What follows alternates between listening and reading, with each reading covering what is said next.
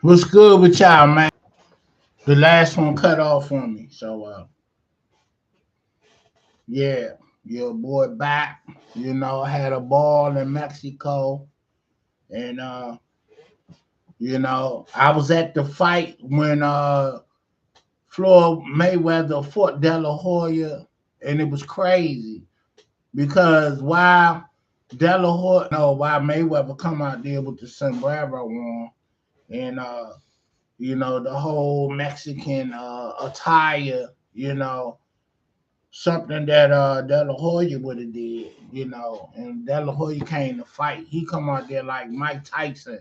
He know this was like the biggest fight of his life, you know, because if he had beat Floyd, he would have still been relevant. But uh, if Floyd would have beat him, which happened, we witnessed the passing of the crown to the new king of that weight class, which happened.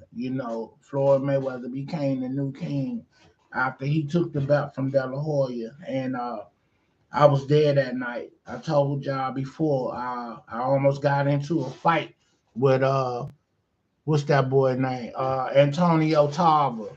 You know what I'm saying? When we was coming out the joint, the dude bumped me with the elbow. Big tall dude, bald head dude, had dark shades on, and we coming out the MGM in Vegas. And I look back, I was like, damn, dog, you know, can't say excuse me. I mean, it was a little tight, so, but I'm feeling myself. I got a bad shorty with me. I'm drunk, feeling good. Mayweather just won the fight. So why they had a Mexican parade out that joint ready to uh uh give for De La Hoya. It was like what you see at the Macy's Day Parade. They had a whole setup out there for De La Hoya if he had won that fight. And that didn't happen. So it was like a funeral out that joint. And I just feel like if somebody would have set it off, it would have been crazy in Vegas. The blacks against the Mexicans, but nothing jumped off.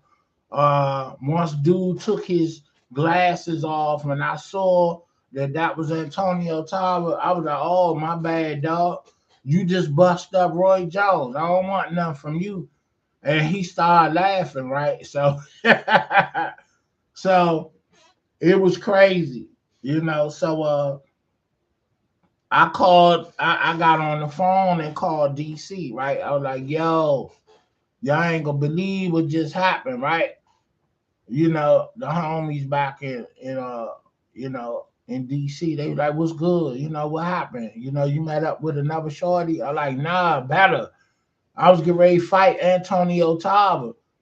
And they was like, man, go ahead with that. He would have whooped you. I was like, I know. That's why I ain't go there with it. Then one of the Bama said, well, you should have fought him so he'd have fucked you up. And then you could have sued him. I'm like, man, ain't nobody going out like that. It's just some things you just don't do. And I had a little shorty with me. And that was I think it was '07 when that fight went down because it was no smartphones like iPhones. We still was carrying the flip joint, right? And I think or the Nokias. I know it was one of them joints that we had. But them smartphones like the iPhone, the Androids with all the stuff you could do, basically your mini computer, you know what I'm saying? On there. Look at the design on that joint. I got another one I'm gonna fade for y'all in another video.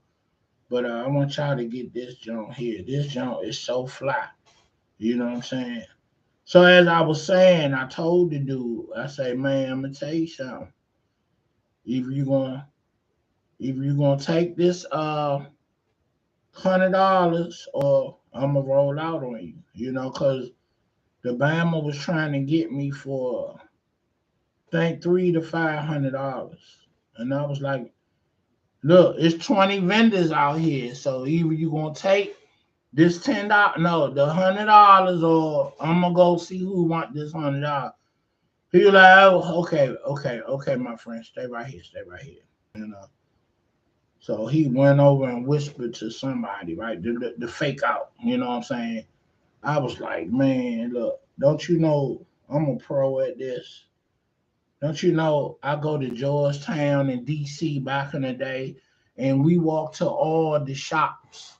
Anything we wanted, leather, sweatsuits, jewelry, all these shops up here, we go to each one of them and we play them against each other. You know what I'm saying? I go over here, he give me a price. I go over there, I say, look, he said he'll give me this. So can you beat that? I walked to like 6 shops. You know, I took the time to do that. And I got the best deal for my dough, you know, and I can honestly say that. And so I was willing to go to all 20 of these vendors to, you know what I'm saying? I was ready to go to all 20 of these vendors and to see what was good, you know. And that's how it went down. You know what I'm saying? You know, I wasn't spending $500 for this hat, whether it was 500 or not. I just wasn't doing it. And you know, I tell people, it's hard for me to buy things straight up because I was used to the boosters coming to the block, and you know, they wanted to unload everything that they boosted, and you know, and they gave you the hookups on the prices. So you know, that's why I mean, for the most part, I waited to go when it was a big deal to go shopping. You know, at the mall and all that in my day back in the 80s. Like I said, you know, I would wait. You know, I'd be like, I'm gonna catch the homies when they come through. You know what I'm saying? Or the women. Cause you know, the boosters work in teams at the end of the day. You know, you got women, you got guys. You know, and they go do their thing, and you know, it is what it is, and I ain't really had to, you know, so into my adulthood, it was just hard buying stuff straight up because I knew I could get better deals on stuff. So, you know, I kind of got out that habit because, you know, I ain't in the hood like that no more. You know what I'm saying? And then I knew the boosters coming through. You know, I don't know this age of, you know, folks that get down. And so you can't trust everybody because you don't know who's what. And, you know, it's a relationship that you have, when you deal with folks. And if I don't know you and if you don't come recommended, then I ain't dealing with you. You know, that's just rule of thumb. You know what I'm saying? And so yeah, man. Uh you know, I got some videos. Let me show y'all some videos. Let me share some videos with y'all that I was sending to a few folks. But I'm gonna start uploading a lot of videos. Me and my son went on the parasail joint. Let me run the video for you. Let me blow it up.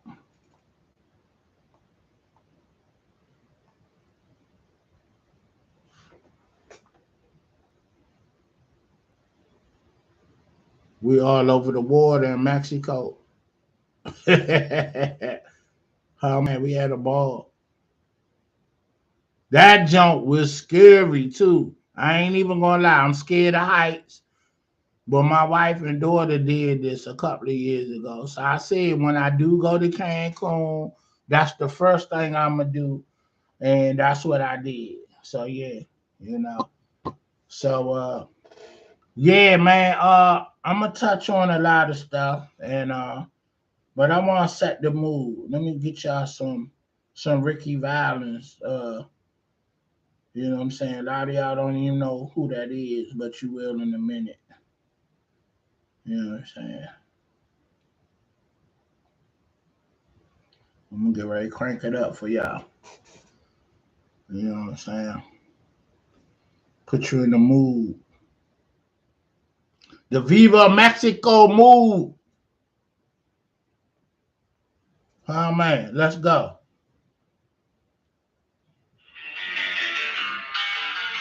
Let's go.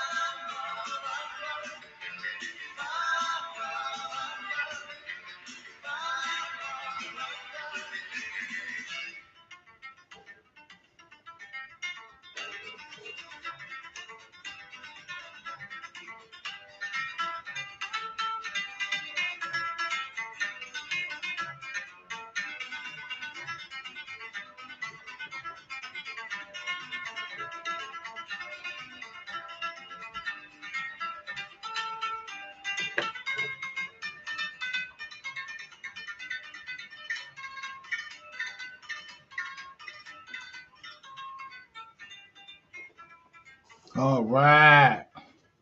Oh man. Yeah. That's how I'm fading y'all today. Yes, sir.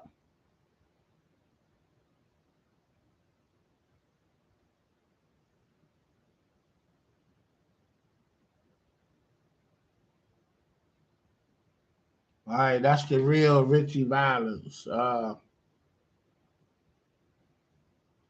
that made La Bamba what it is today. And I think he died in a plane accident. And my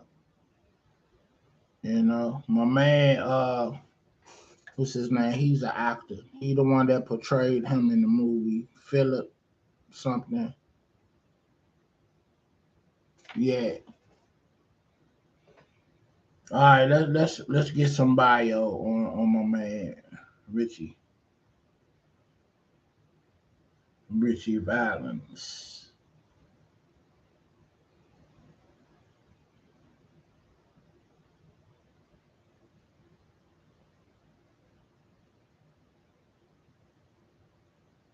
Man, it was crazy. Why them jokers was selling. We came across a sex toy shop down in Mexico, and man, they straight perverts down there. I think, well, you got perverts everywhere, so let me not put that on them, cause I remember downtown F Street, DC, they had all the peep shows. I don't know if y'all old enough to remember this, but I do. Because we was kids trying to sneak up in there to see the girls dancing, and this was like before strip clubs was big like that.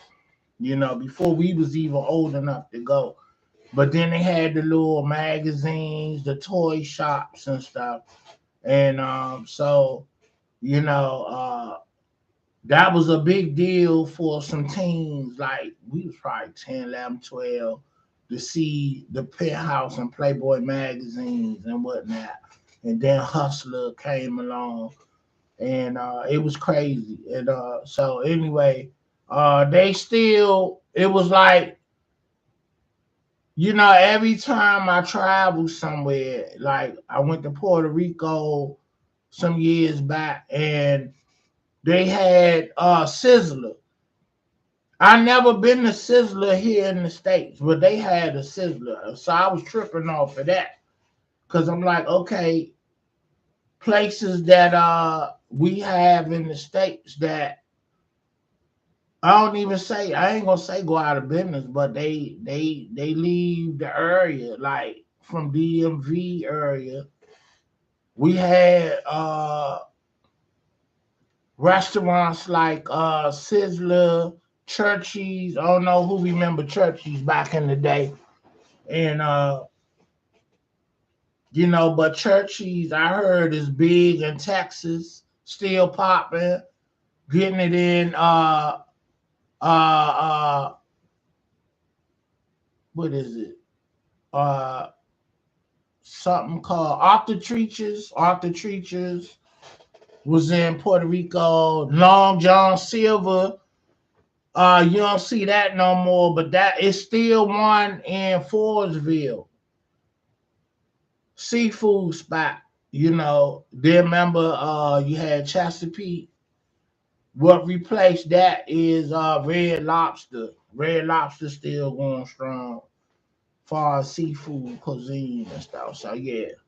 So it was nostalgia to see these little peep show places and stuff. And they still had the magazines going and the toys and stuff. So I seen a toy down there with toys, because and you know, all this stuff is you can see it in the window and whatnot. I was like, they off the chain. They don't even hide it for you to go in the back like they do in the States. And it's just crazy. So that just go to show you different places, different cultures, different nationalities, they roll different. Like I just watched the clip of Fredro Starr saying that Brittany Griner is there locked up on some bullshit with the weed shit. And I said that because I'm gonna tell you, she looked real comfortable bringing that stuff through her walk on, her carry on bag. You know, she looked like she did it before because she could. It's because of this war. It's the war shit that done broke out.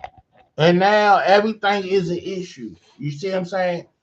So, that's exactly what it is. And he was like, man, I smoke mad weed over there in Russia. Russia, places like that got the best weed in the States, California. So it's bigger than what they saying it is.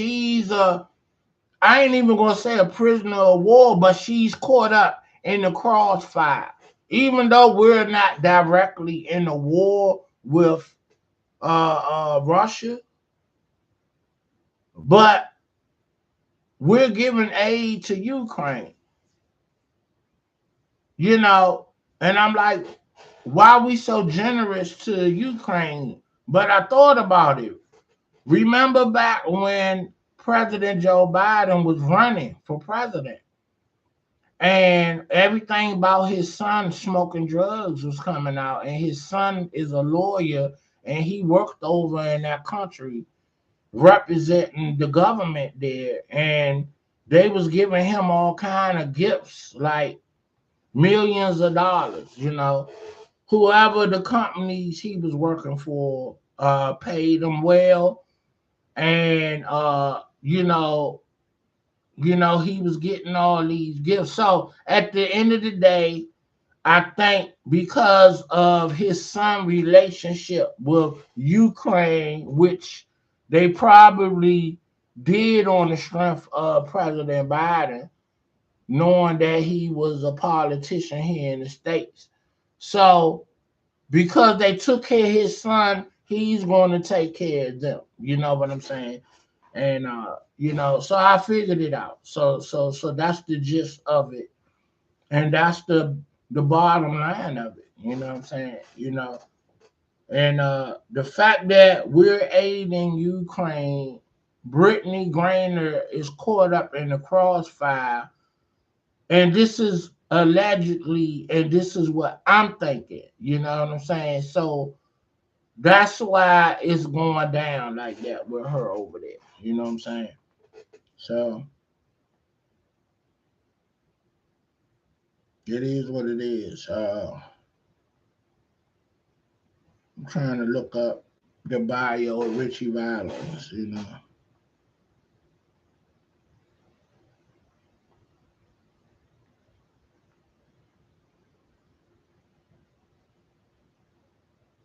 what I'm saying? You know. So this is what he really looked like. Not the Philip uh Rivera. I don't know that dude's name. I know his name is Philip, not Philip Michael Thomas that I was getting ready. This is how he really looked in real life.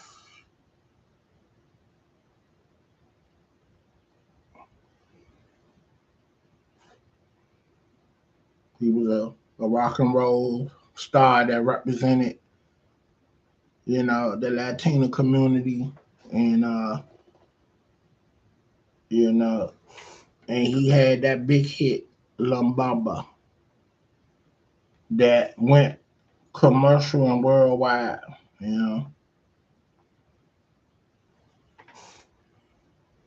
and I think he died in a plane crash. They were flying to a show somewhere, and let me look up his bio to see if they say that. So his name is Richard Stevens Valens, Valenzuela. Valenzuela. Hold on. These Spanish names, boy, I tell you. Valenzuela. I want to say Venezuela, but that's not what it says. Valenzuela. Valenzuela. Valenzuela. All right, you pronounce it. Let me show you for you to pronounce it. See if you can see it. Valenzuela. I gotta hear it pronounced, and then I'll get it. Known professionally as Richie Valens, yeah, because that damn name too long, and it's hard to say it.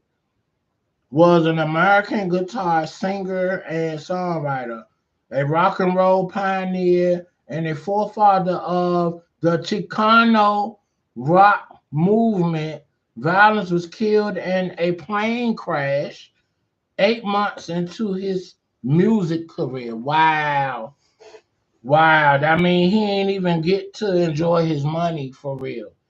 And his music became iconic when he died. And I hope, but most likely from the patterns of the music industry, his family probably got a little payout, but I'm sure if he did his business right, which he probably didn't, because he was just only 8 months in to his music career. See, I never even knew that. And all even with the movie that they made about him, they never uh really touched on he was only in the music business for 8 months before he died. So he never saw no royalties or nothing. But that one song should be feeding generations of his family,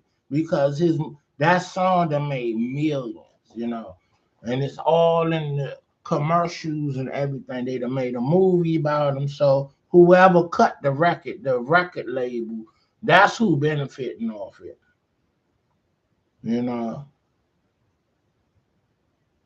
So he was born May 13, 1941, and died February 3rd, 1959. So so he was active, years active, 1957 and 1959. So I guess that's the legal timeline that he was into his in the music career. So he was 2 years in, but when that song La Bamba and his music hit, like when it was out for sale, he was 8 months in before he died. You know what I'm saying?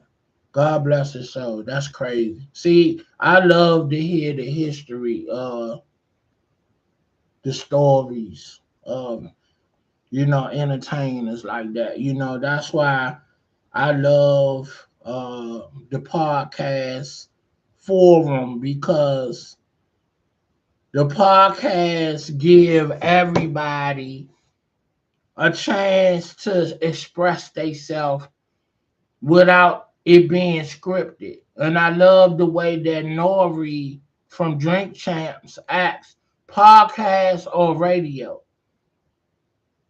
And a lot of people would choose podcasts because you free to talk and express what's on your mind and what's in your heart.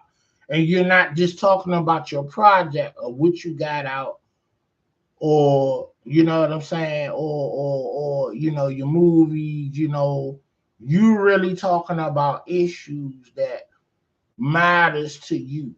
You know what I'm saying? So I really respect and appreciate the forum of podcasts. And then it's something that, you know, uh, you can be who you want to be, whatever your artistry is. Sing, dance, poet. You the star of your own channel, and nobody like a middleman like agents and A&Rs can tell you popping or you whack. Cause at the end of the day, it's no rules on here. You your own person, your own celebrity on here, the whole 9 yards. You know what I'm saying? I used to be an artist back in the day. Me and my boys, we had rap groups that we was trying to do music, and that time done passed me. But I can come on here and talk to you all day because I had 52 years of life experiences in the world. So I can drop gems on anything across the board because of life experience. You know what I'm saying? So this is a great forum to come on here and build content. And there's nobody telling you you can do this or you can't do that. Somebody being a blocker, or they say a gatekeeper. You can't stop it. And I love what Patti LaBelle said on Drink Champs. Everybody is successful today and nowadays because of the podcast forum and the internet world of streaming. Because back in the day, it was controlled how you put music out. So nowadays, you can be on your phone or a computer and you can upload your music and make money off it. You know what I'm saying? Somebody gonna like it. So that's the freedom of independence. You know what I'm saying? So only thing that a record label or major is good for is because they are the machine with the money. You know what I'm saying? Just think if you had your own money and you politic with the right people, you can do your own tours. You can do your own shows. The kids are doing their own videos now. They doing their own club dates. So what you need them for? Basically to distribute your music around the world. And if you had money, you could do that yourself. You know what I'm saying? So, but a record label is designed to do that. So it's like there's levels to it. Do you want to be part of the machine, or do you want to be independent, or do you want to just pay everybody to individually to do things if you got money? But if you got money, it makes sense to be the whole entity in house. So all the royalties and whatever you're putting out, it'll come back into a return. So you are a record label per se. Research how distribution works and politicking with ASCAP and following your music. See, somebody like Choke No Joke will be perfect for somebody with money to take under their wing because he has the knowledge of everything and he can show you how to move, and you can become a record label yourself, your own entity, and all proceeds come to you at the end of the day. You know what I'm saying? You know, think about it. Irv Gotti just put out the Murder Inc. story, and yeah, he was a producer on Jay-Z and DMX, but his main two stars was Ashanti and Ja Rule. Yeah, then what's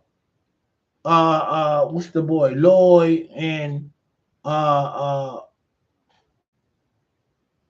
Nas, they came, they were in the mix, but his main people he was eating off was Ashanti, a singer, and Ja Rule, a rapper. So basically, you know what I'm saying, you find that's your two go-tos. Get you a hardcore rapper and get you a songbird that's fine, that's pretty, like Ashanti, you know what I'm saying? And boom, and make hit records. And your label, your company will blow up. So, all right, that's 33 minutes in. I'm gonna hit y'all with another look with the Sombrero that I brought back from Mexico.